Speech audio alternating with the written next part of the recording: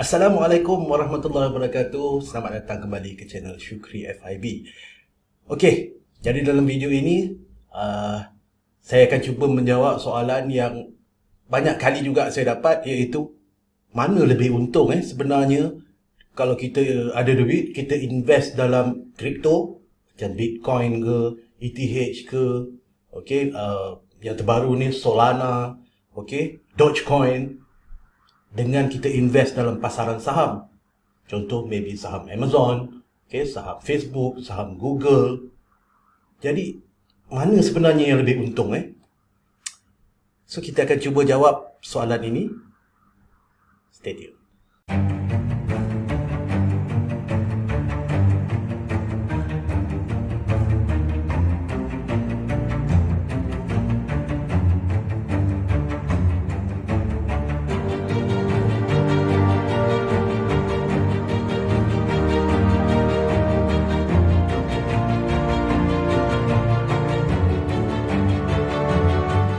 Okey, jadi sebelum kita pergi lebih jauh, saya nak explain bahawa 3 kriteria yang saya tetapkan untuk menilai sesuatu investment itu sama ada dia legit ataupun tidak.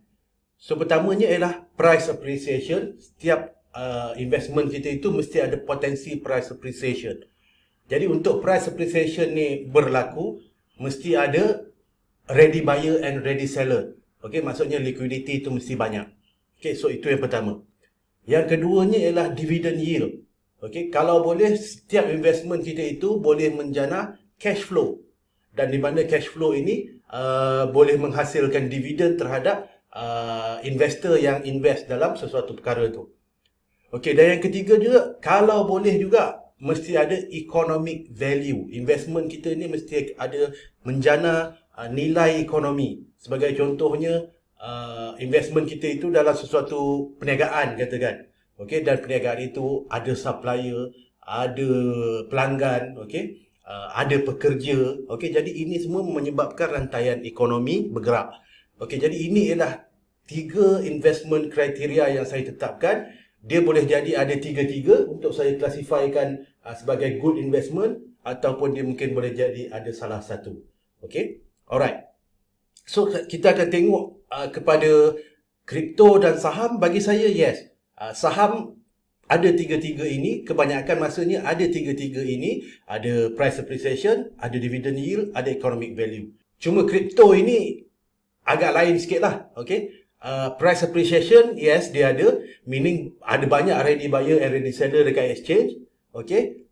Dividend yield tak ada. Sebelum ini tak ada. Tapi lately ni dengan staking dan apa semua, nampaknya dalam dunia DeFi ini dah ada dividend yield, dah ada income generation. Jadi itu sesuatu yang bagus, menarik. Dan economic value, yang ini sebelum ini pun saya tak nampak. Tapi sekarang ini mungkin ada, sebab economic value dia itu ialah menjimatkan transfer of currency. Penggunaan currency itu maksudnya cost untuk transfer currency itu sekarang ni semakin murah, semakin jimat apabila lebih banyak yang menggunakan cryptocurrency. Okey, jadi apakah itu stock? Okey, apakah itu saham? Apakah itu equity? Jadi stok ini, apabila kita invest dalam sesuatu stok, sebenarnya ialah kita ownership. Kita ialah part of owner. Kita ialah sebahagian daripada pemilik company itu. Okey, berdasarkan jumlah saham yang kita ada. So dia mewakili percentage berapa banyak saham kita ada, mewakili percentage kita dalam sesuatu company itu. Okey.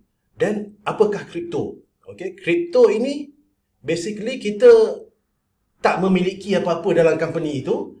Okey, kita hanya beli token itu sebagai alat untuk melakukan payment, iaitu currency, ataupun sebagai investment dengan mengharapkan ada appreciation, ada price appreciation di masa hadapan. So itu ialah stock dan cryptocurrency, dia punya base dia. Okey, dari segi valuation, dari segi penilaian, stock agak mudah untuk kita membuat penilaian, iaitu intrinsic value. Nilai sebenar, nilai intrinsik sesuatu company itu kita boleh nilai berdasarkan dia punya balance sheet, berdasarkan dia punya cash flow, berdasarkan dia punya P&L, profit and loss, dan berdasarkan projection cash flow di masa hadapan, okay, earning price, price to earning everything, kita boleh discount back to current present days, dan kita boleh value berapa nilai stok itu yang munasabah pada waktu sekarang. Itu ialah intrinsic value, meaning kita boleh calculate. Okay, scientifically kita boleh calculate. Kripto kita tak boleh calculate. Kripto kita tak boleh calculate benda itu sebab dalam saham tadi dia ada intrinsic value, fair value dia yang sebenar, kita boleh calculate, tapi dalam kripto tak boleh. Dia adalah perceived value.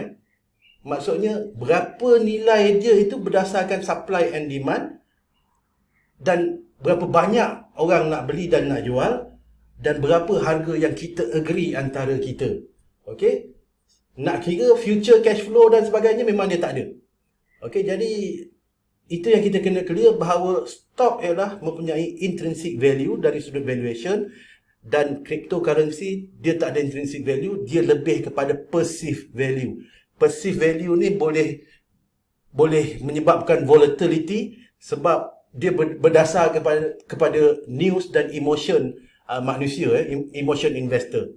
Dan yang ketiga ialah dari sudut market cap ataupun nilai pasaran.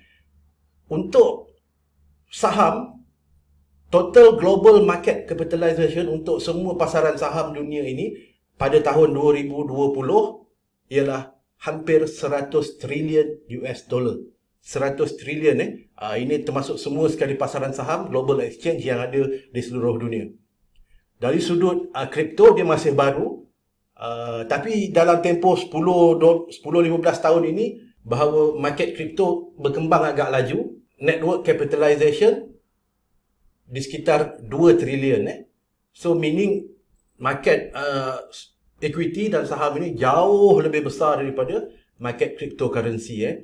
2 trilion dengan 100 trilion. Seterusnya kita boleh tengok juga dari sudut regulation. Okay? Regulation antara kripto dan antara saham, pasaran saham.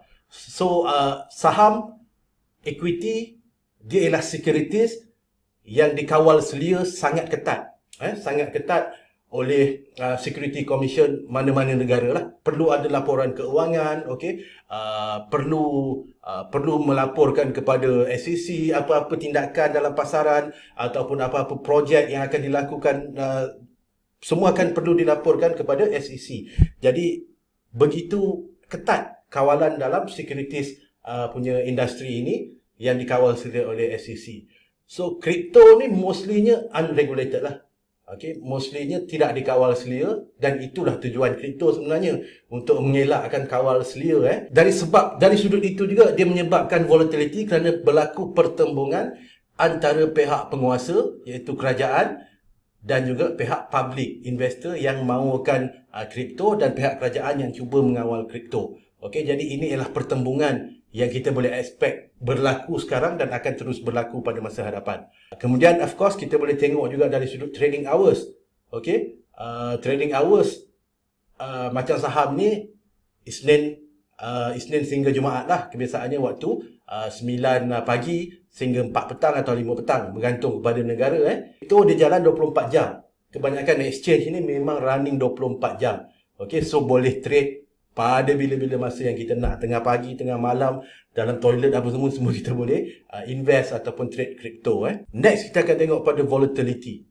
Okey, volatility kripto dengan saham ini, sebagai contohnya saham itu punya pergerakan naik atau turun, mungkin volatility dia sekitar maybe 5%, 10% satu hari lah. Okey, berdasarkan kepada news dan sebagainya, maybe boleh bergerak 5%, 10%.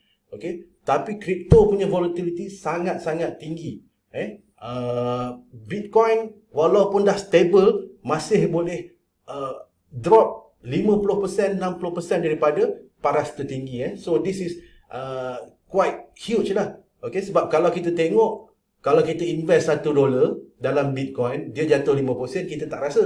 Okay, itu 50%. Tapi kalau orang ada 1 bilion, dia jatuh 50%, 500 juta dah jatuh kan.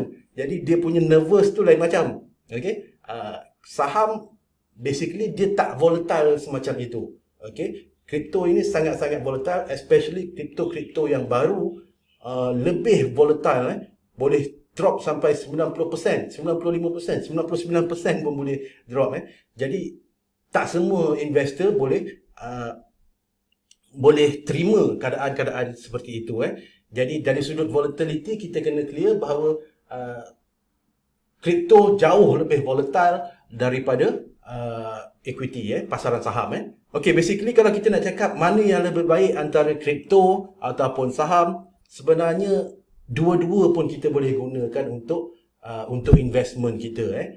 Cuma apa yang perlu kita buat sebenarnya ialah untuk diversify dan juga untuk membuat proper portfolio allocation. Sebagai contohnya, saya ambil diri saya sendiri. Okay, saya mempunyai pegangan dalam saham iaitu sebanyak hampir 85%. Okay, contohlah kalau saya ada $100,000, meaning 85%, 85,000 saya allocate dalam saham. Okay, cuma 15% saja saya allocate dalam kripto.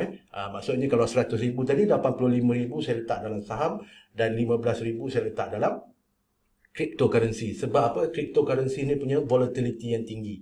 Okay, jadi itulah bagaimana kita boleh adjust sebenarnya. Kalau kita lebih muda, mungkin ada yang menonton ini mungkin baru berumur 20-an, 30-an, mungkin you guys boleh pergi sehingga 60% saham, 40% kripto, sebab you guys still afford, can make a little mistake along the way. Tapi bagi orang-orang yang dah umur macam saya ni, kita tak boleh sangat terlalu ambil risk taking dalam market. Jadi kita kena kurangkan volatility tu.